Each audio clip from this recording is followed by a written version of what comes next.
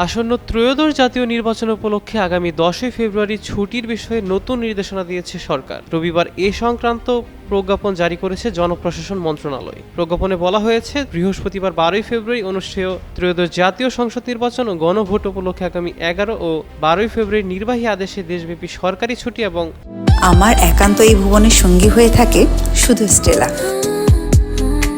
শিল্পাঞ্চলের শ্রমিক কর্মচারীদের জন্য চলতি মাসে 10 তারিখের বিশেষ ছুটি বহাল থাকবে। তবে শিল্পাঞ্চলের শ্রমিক ও কর্মচারীদের বিশেষ ছুটি ভোগের ক্ষেত্রে স্ব নিয়ন্ত্রণকারী কর্তৃপক্ষ চলতি মাসে 10 তারিখের পর সুবিধাজনক যে কোনো একটি সাপ্তাহিক ছুটির দিনকে কর্মদিবস ঘোষণা করতে পারবে। এর আগে বৃহস্পতিবার প্রধান উপদেষ্টার ভেরিফাইড ফেসবুক পেজে দেওয়া এক বিজ্ঞপ্তিতে বলা হয়, জাতীয় নির্বাচন ও গণভোট উপলক্ষে শিল্পাঞ্চলের শ্রমিকদের জন্য 10 ফেব্রুয়ারি যে ছুটি ঘোষণা করা হয়েছে তা যেসব কারখানা কার্যকর করবে তারা প্রয়োজনে পরবর্তীতে যে কোনো দিনে শ্রমিকদের দিয়ে একদিন কাজ করিয়ে সেই ছুটি পুষিয়ে নিতে পারবে। বিজিএম এর আবেদনের পরিপ্রেক্ষিতে আজকে উপদেষ্টা পরিষদের সভায় এই সিদ্ধান্ত গৃহীত হয়েছে বলে ওই পোস্টে জানানো হয়।